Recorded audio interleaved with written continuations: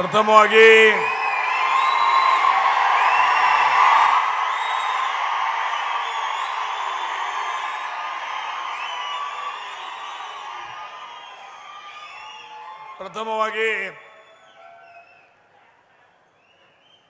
ನಮ್ಮ ಭಾಗದ ಆರಾಧ್ಯವರಾಗಿರ್ತಕ್ಕಂಥ ಕರ್ತೃ ಶ್ರೀ ದುರ್ದುಂಡೇಶ್ವರನ ಪಾದಗಳನ್ನು ಅನಂತ ಕೋಟಿ ಪ್ರಣಾಮಗಳು ಸಲ್ಲಿಸಿ, ಈ ವೇದಿಕೆಯ ಮೇಲೆ ಆಸೀನರಾಗಿರ್ತಕ್ಕಂಥ ನಿಡಸೋಶಿಯ ಪರಮ ಪೂಜ್ಯರು ಮತ್ತು ಜೊತೆಗಿರುವ ಎಲ್ಲ ಪರಮ ಪೂಜ್ಯರಲ್ಲೇ ಅನಂತ ಕೋಟಿ ಪ್ರಣಾಮಗಳು ಸಲ್ಲಿಸಿ, ವೇದಿಕೆ ಮೇಲೆ ಆಸೀನರಾಗಿರ್ತಕ್ಕಂಥ ಯಾವತ್ತು ಹಾಜಿ ಮತ್ತು ಮಾಜಿ ಎಲ್ಲ ಶಾಸಕರು ಸಂಸದರಲ್ಲಿ ಅನಂತ ನಮಸ್ಕಾರಗಳು ಸಲ್ಲಿಸಿ, ಇವತ್ತಿನ ದಿವಸ ಬಹುಶಃ ನಮ್ಮ ಉಮೇಶ್ ಅಣ್ಣ ತನ್ನ 22ನೇ ವಯಸ್ಸಿನಲ್ಲಿ ಶಾಸಕರಾಗಿ 62ನೇ ವಯಸ್ಸಿನಲ್ಲಿ ನಿಮ್ಮೆಲ್ಲ ಬಿಟ್ಟು ಅಗಲಿದಂಥ ಒಂದು ಸಂದರ್ಭ.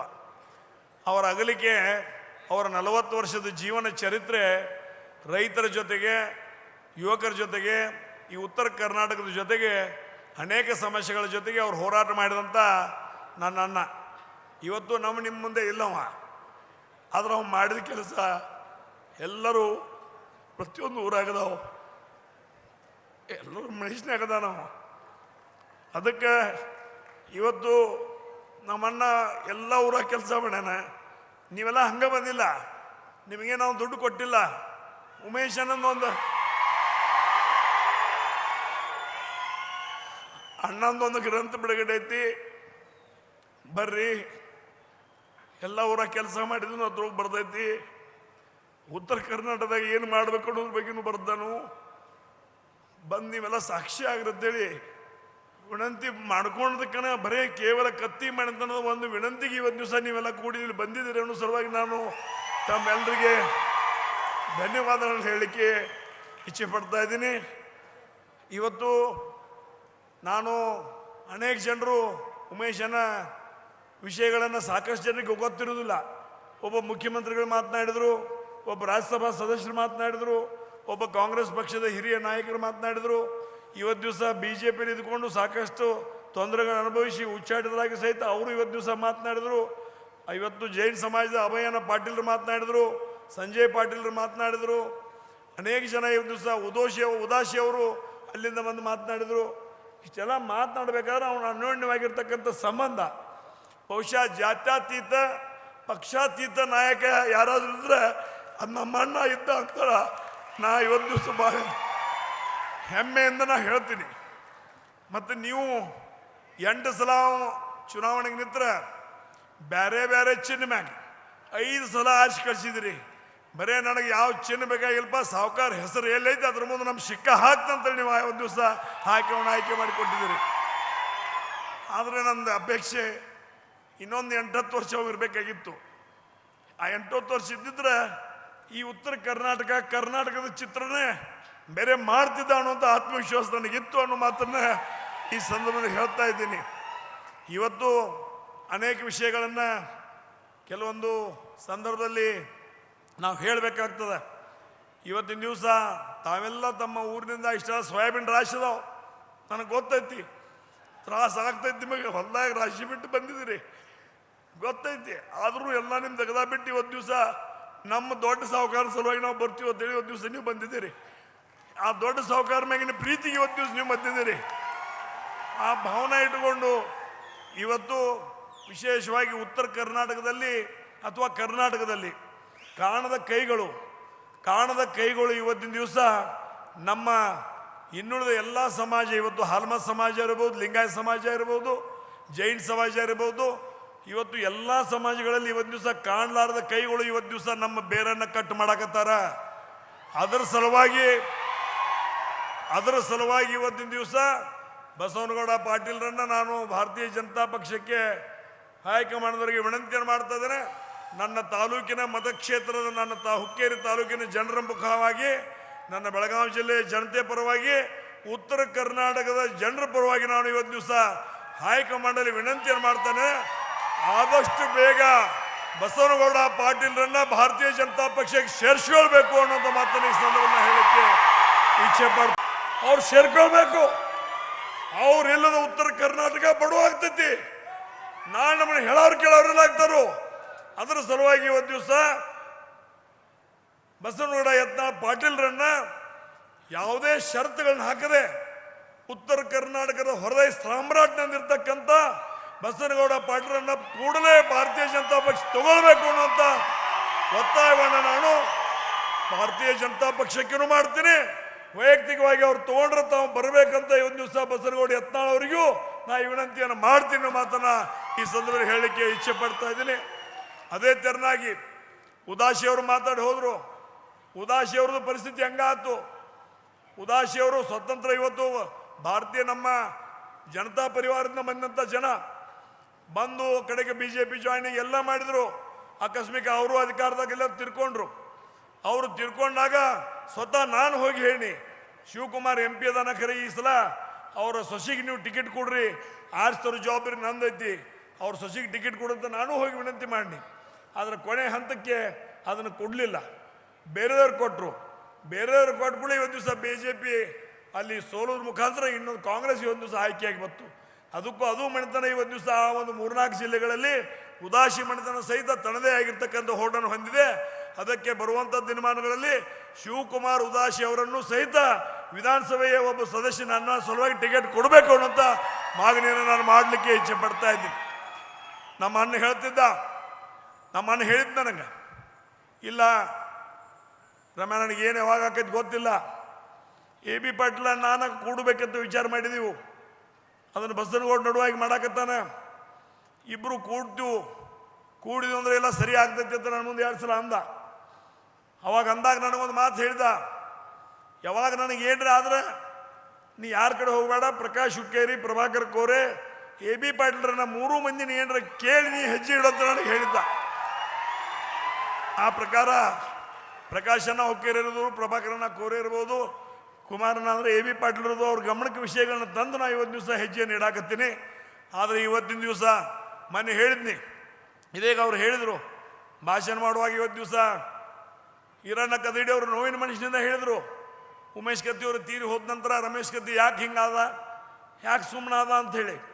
ಆದರೆ 60 ವರ್ಷ ಇಬ್ಬರು ಕೂಡಿ ಬಂದಿದ್ದು ನಾವು,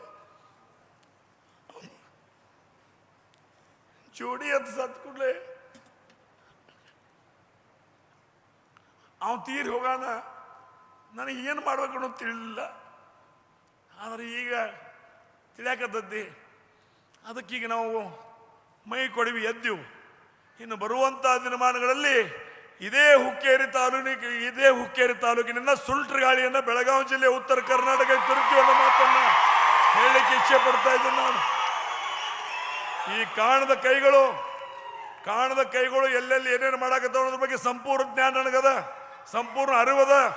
ಇವತ್ತು ಕಾಣದ ಕೈಗಳು ಯಾರೇ ಇದ್ರು ಏನೇ ಇದ್ರು ಸಹಿತ ಇವತ್ತಿನ ದಿವಸ ಜಾತ್ಯತೀತವಾಗಿ ಪಕ್ಷಾತೀತವಾಗಿ ನನ್ನ ಜಿಲ್ಲೆ ನನ್ನ ಉತ್ತರ ಕರ್ನಾಟಕವನ್ನು ಸಂಭಾಳಿಸುವಂಥ ಜವಾಬ್ದಾರಿ ನನಗೂ ಅದ. ಆ ನಿಟ್ಟಿನಲ್ಲಿ ನಾನು ಮೈ ಕೊಡ್ಕೊಂಡು ಹೇಳೋದ್ರ ಮುಖಾಂತರ ಬರುವಂಥ ದಿನಮಾನಗಳಲ್ಲಿ ಸುಂಟ್ರ ಗಾಳಿಯಾಗಿ ಇವತ್ತು ದಿವಸ ಯಾರು ನಮ್ಮಲ್ಲಿ ಕೈ ಹಾಕಾಕಿದ್ರೆ ಅವ್ರವ್ರ ಮನ್ಯಾಗ ಕುಂಡಿಸುವಂಥ ವ್ಯವಸ್ಥೆ ನಾನು ಮಾಡ್ತೇನೆ ಅನ್ನೋ ಮಾತನ್ನು ಸಹಿತ ಹೇಳಲಿಕ್ಕೆ ಇಚ್ಛೆ ಪಡ್ತಾ ಇದ್ದೀನಿ. ಅಭಯಣ್ಣ ಪಾಟೀಲ್ರು ಹೇಳಿದರು, ನಾವೆಲ್ಲರೂ ನಿಮ್ಮ ಜೋಡಿ ಇದೀವಿ, ನೀವು ಮುಂದುವರಿರಿ ಅಂತ. ದೊಡ್ಡ ಧನ್ಯವಾದ. ಯಾಕಂದ್ರೆ ನೀವೆಂದೂ ಉಮೇಶನ ಎಂದೂ ನೀವು ಶಾಸಕ ಅಂತ ನೀವು ಅನ್ಕೊಂಡೇ ಇಲ್ಲ. ಅಭಯಣ್ಣ ಯಾವತ್ತಿದ್ರು ಅಣ್ಣ ಅಂತ ತಿಳ್ಕೊಂಡು ನೀವೆಲ್ಲ ಬಂದವರು, ನೀವಾಗಲಿ, ಸಂಜಯ್ ಪಾಟೀಲ್ ಆಗಲಿ, ರಾಸವಣ್ಣ ಆಗಲಿ, ಉತ್ತಮ್ ಪಾಟೀಲ್ ಆಗಲಿ, ಎಲ್ಲರೂ ಕೂಡಿ ಬಂದವರು. ಆದರೆ ಇವತ್ತು ಅಚಾನಕ್ಕಾಗಿ ಅವ್ನು ಹೋಗ್ಯಾನ. ಅದಕ್ಕೆ ರಾಜಕಾರಣ ಇವತ್ತು ಉತ್ತರ ಕರ್ನಾಟಕ ಬೆಳಗಾವಿ ಜಿಲ್ಲೆ ರಾಜಕಾರಣ ಒಂದು ಸ್ವಲ್ಪ ಹೇರಾಪೇರಿ ಆಗಾಕತ್ತದ. ಅದರ ಸಲುವಾಗಿ ಗಮನದಲ್ಲಿ ಇಟ್ಕೊಳ್ಳೋದ್ರ ಮುಖಾಂತರ ಇವತ್ತು ನಾನು AB ಪಾಟೀಲರು ಒಂದಾಗೋದ್ರ ಮುಖಾಂತರ ಈ ವಿದ್ಯುತ್ ಸಹಕಾರ ಸಂಘದ ಚುನಾವಣೆ ಎದುರಿಸ್ತಾ ಇದ್ದೀವಿ. ಬರುವಂಥ ದಿನಮಾನ 28ನೇ ತಾರೀಕು ಚುನಾವಣೆ ಐತಿ. ಆ ಚುನಾವಣೆಯಲ್ಲಿ ಪ್ರಚಂಡ ಬಹುಮತದಿಂದ 15ಕ್ಕೂ 15 ಜನರನ್ನ ಆಯ್ಕೆ ಮಾಡಿ ನಾವು ತರ್ತೀವಿ ಅನ್ನೋ ಮಾತನ್ನು ಸಹಿತ ಇದೇ ಸಂದರ್ಭದಲ್ಲಿ ಹೇಳೋದ್ರ ಮುಖಾಂತರ ಇವತ್ತು ನಮ್ಮ ತಾಲೂಕಿನ ಜನ ರೊಕ್ಕ ರೂಪಾಯಿಗೆ ಗಮನ ಕೊಡದೇನೆ ಅಭಿವೃದ್ಧಿ ಪರವಾಗಿರ್ತಕ್ಕಂಥ ಜನ ಆದಾರ, ಅವರು ಅಭಿವೃದ್ಧಿ ಪರವಾಗಿರ್ತಕ್ಕಂಥ ಮತವನ್ನು ಹಾಕ್ತಾರೆ. ಮತ್ತು ಬರುವಂಥ ದಿನಮಾನಗಳಲ್ಲಿ ಬೆಳಗಾವಿ ಜಿಲ್ಲೆಯಲ್ಲಿ AB ಪಾಟೀಲರು ನಾನು ಕೂಡಿ ಹಿರಿಯರ ಮಾರ್ಗದರ್ಶನ ಈರಣ್ಣ ಕದಡಿ ಇನ್ನುಳಿದ ಬೆಳಗಾವಿ ಜಿಲ್ಲೆ ಎಲ್ಲರೂ ಇರ್ಬೋದು, ಅವ್ರನ್ನೆಲ್ಲ ಕರ್ಕೊಳ್ಳೋದ್ರ ಮುಖಾಂತರ ಬೆಳಗಾವಿ ಜಿಲ್ಲೆಯ ಜೊತೆಗೆ ಉತ್ತರ ಕರ್ನಾಟಕದ ಚಿಂತನೆಯನ್ನು ಮಾಡುವಂಥ ಒಂದು ಒಂದು ಪ್ರಯತ್ನವನ್ನು ಮಾಡ್ತೀವಿ.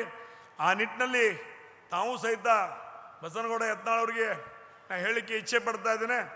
ನಮ್ಮ ಅಣ್ಣನ ಆಮೇಲೆ ಗೊತ್ತವ್ರಿಗೆ, ಅದಕ್ಕಿಂತ ಮೊದಲು ನಂದ ಅವ್ರದ ಬಸನಗೌಡ ಯತ್ನಾಳದ ನನ್ನ ಪರಿಚಯ, ಅದರ ನಂತರ ನಮ್ಮ ಅಣ್ಣನ ಪರಿಚಯ ಆಯಿತು. ಆದರೆ ಇಬ್ಬರು ಕೂಡಿದ ನಂತರ ಒಂದು ರಾಜಕೀಯ ವ್ಯವಸ್ಥೆಯಲ್ಲಿ ಅಲ್ಲೋಲ ಕಲ್ಲೋಲತೆ ಉಂಟಾಯಿತು. ಆ ಒಂದು ಸಂದರ್ಭ ನೀವಿಬ್ಬರು ಯಾವಾಗ ಕೂಡ್ತೀರಿ, ಎಲ್ಲಿ ಕೂಡ್ತೀರಿ, ಏನು ಮಾತಾಡ್ತೀರಿ ಅನ್ನೋದ್ರ ಬಗ್ಗೆ ಚೌಕಾಶಿ ತೆಗಿಯಾಕತ್ರು. ಅದನ್ನು ನಮ್ಮ ಅಣ್ಣ ನನಗೆ ಹೇಳ್ತಿದ್ದ, ಬಸವನಗೌಡ ಪಾಟೀಲ ನಾನು ಕೂಡ್ಕೊಳ್ಳೆ ನಮ್ಮ ಮ್ಯಾಗ ಒಂದು 10 ಮಂದಿನ ನೋಡಾಕ ಬಿಡ್ತಾರೋ, ಎಲ್ಲಿಗೆ ಹೋಗ್ತಾರೋ, ಏನು ಮಾಡ್ತಾರೋ, ಏನು ಮಾತಾಡ್ತಾರೋ ಅನ್ನೋದನ್ನು ಅದನ್ನು ನನಗೆ ಹೇಳ್ತಿದ್ದ. ಆದರೆ ಇವತ್ತು ಅವನ ವಿಚಾರಗಳು ನಿಮ್ಮ ವಿಚಾರಗಳು ಒಂದೇ ಅದಾವ. ವಿಶೇಷವಾಗಿ ಉತ್ತರ ಕರ್ನಾಟಕ ಆಗ್ತಿರ್ತಕ್ಕಂಥ ಅನ್ಯಾಯ, ಅವೇನು ಕರ್ನಾಟಕ ಹೊಡಿಬೇಕು ಅನ್ನೋಂಥ ಮನಸ್ಸು ಅವನಲ್ಲಿ ಇದ್ರಿಕಿಲ್ಲ. ಆದರೆ ಅವನಲ್ಲಿ ಏನಿತ್ತು ಅಂದರೆ ಕರೆಂಟ್ ನಮ್ಮದು ಆದ್ಮೇಲೆ ಬೆಂಗಳೂರಿಗೆ ಹೋಯ್ತೀರಿ, ನಮಗೆ ಬೆಳತಕ ರಾತ್ರಿ ನೀರು ಹಸಾಕಿಸ್ತೀರಿ. ಇದನ್ನು ಇಲ್ಲಿ ನದಿಗಳು ಅಂದ್ರೆ ನಮ್ಮಲ್ಲಿ ಕರೆಂಟ್ ಸಿಕ್ಕಾಪಟ್ಟೆ ಉತ್ಪನ್ನ ಆಕೈತಿ. ನಾವು ಬೆಳತಕ ನೀರು ಹಸೋದು, ಅಲ್ಲಿ ಹೋಗಿ ಅದು ಬೆಂಗಳೂರಾಗ ಲೈಟ್ ಹಚ್ಚೋದು, ಹಾದಿ ಮ್ಯಾಗ ಲೈಟ್ ಹಚ್ಕೊಂಡು ಕೊಂಡಿರ್ತಾರೆ. ಹೀಗೆಲ್ಲ ವಿಶೇಷವಾಗಿ ಅನೇಕ ತೊಂದರೆ. ಇದೇಗ ಅಣ್ಣ ಹೇಳಿದ, ಬರೀ ನೀವು 4.25 ಆಲಮಟ್ಟಿ ಡ್ಯಾಮನ್ನು 1,00,000 ಕೋಟಿ ಕೊಟ್ರೆ 4.25 ಮೀಟರ್ ಎತ್ತರ ಮಾಡ್ರೆ 18 ಲಕ್ಷ ಎಕರೆ ನೀರಾವರಿ ಆಗ್ತೈತೆ ಅನ್ನೋ ಮಾತನ್ನು ಇವತ್ತು ದಿವಸ ಅವ್ರು ಹೇಳಿದರು. ಇದ್ರ ಬಗ್ಗೆ ಚಿಂತನೆ ಮಾಡ್ತಾ ಇದ್ದ, ಇದರ ದೂರದೃಷ್ಟಿ ಇಟ್ಕೊಂಡು ಚಿಂತನೆ ಮಾಡ್ತಾ ಇದ್ದಾರ. ನಮ್ಮ ಮಕ್ಕಳು ಮೊಮ್ಮಕ್ಕಳು ಮರಿಮಕ್ಕಳಿಗೆ ಸಹಿತ ನೀರಾವರಿ ಸಮಸ್ಯೆ ಬಂದಿರಬಾರ್ದು, ನೌಕರಿ ಸಮಸ್ಯೆ ಬಂದಿರಬಾರ್ದು ಅನ್ನೋಂಥ ಭಾವನೆ ಇಟ್ಕೊಂಡು ಉಮೇಶನ ಕೆಲಸ ಮಾಡ್ತಿದ್ದ.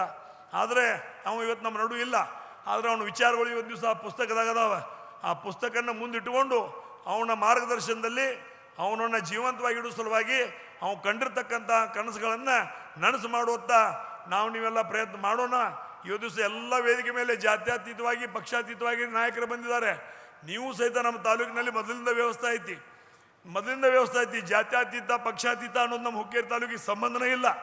ಎಲ್ಲಿ ಕತ್ತಿ ಕುಟುಂಬ ಪಾಟೀಲ್ ಕುಟುಂಬ ಆಯಿತು ಅಲ್ಲಿ ನಮ್ಮ ಮತದಾರರು ಇರ್ತಾರೋ ಅನ್ನೋಂಥ ಮಾತನ್ನು ಸಹಿತ ಇದೇ ಸಂದರ್ಭದಲ್ಲಿ ಹೇಳಲಿಕ್ಕೆ ಇಚ್ಛೆ ಪಡ್ತಾ, ಇವತ್ತು ಒಂದು ಮಾತಿಗೆ ನೀವು ಕೊಡ್ರಿ, ಎಲ್ಲರೂ ಕೈ ಹತ್ತಿ ಹೇಳ್ರಿ, ಬಸನಗೌಡ ಯತ್ನಾಳ್ ಪಾಟೀಲ್ ಅವರು ಬಿಜೆಪಿಗೆ ಬರಬೇಕು ಅಂತ ಒತ್ತಾಯ ನಿಮ್ದು ಐತೋ ಇಲ್ಲೋ?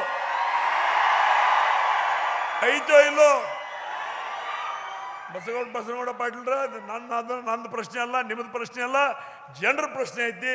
ಜನರ ಶಬ್ದಕ್ಕೆ ಇವತ್ತು ದಿವಸ ನಾನು ಸಣ್ಣವ, ನೀವು ಸಣ್ಣವ. ಅದ್ರ ಸಲುವಾಗಿ ಪಕ್ಷ ಆಹ್ವಾನ ಕೊಟ್ಟರೆ ಪಕ್ಷ ನಿಮ್ಮನ್ನು ಕರಿತಂದ್ರೆ ಇವತ್ತು ದಿವಸ ನೀವು ಅಲ್ಲಿ ಬರಬೇಕು. ನಮ್ಮಂಥವ್ರಿಗೆ ಮಾರ್ಗದರ್ಶನ ಮಾಡುವ ಮುಖಾಂತರ ಉತ್ತರ ಕರ್ನಾಟಕದ ಕನಸುಗಾರನ ಕನಸನ್ನು ನನಸು ಮಾಡಬೇಕಂತ ವೇದಿಕೆ ಮೇಲಿರ್ತಕ್ಕಂಥ ಎಲ್ಲರ ಪರವಾಗಿ ನಿಮಗೆ ವಿನಂತಿಯನ್ನು ಮಾಡ್ಕೊಳ್ತಾ ಇದ್ದೀನಿ. ಆ ನಿಟ್ಟಿನಲ್ಲಿ ತಾವೆಲ್ಲ ಇವತ್ತಿನ ಕಾರ್ಯಕ್ರಮಕ್ಕೆ ಸಾಕಷ್ಟು ಸಮಯ ತೊಗೊಂಡು ಬಂದಿದ್ದೀರಿ.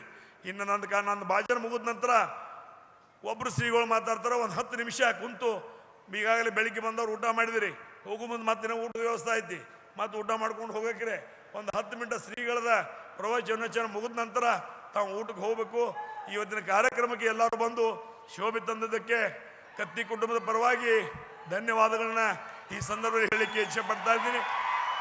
ಎಲ್ಲ ಪತ್ರಕರ್ತರು ಸಹಿತ ಕತ್ತಿ ಕುಟುಂಬದ ಕರೆಗೆ ಹೋಗೊಟ್ಟು ಬಂದಿದ್ದಾರೆ, ಅವರಿಗೂ ಧನ್ಯವಾದ ಹೇಳ್ತಾ ಇದ್ದೀನಿ. ಈಗ ನಾನು 2 ಮಾತುಗಳು ಮುಗಿಸ್ತಾ ಇದ್ದೀನಿ. ಶ್ರೀಗಳ ಪ್ರಮಾಣ. ಗ್ಯಾರಂಟಿ ನ್ಯೂಸ್, ಸುದ್ದಿ ಖಚಿತ, ನ್ಯಾಯ ನಿಶ್ಚಿತ.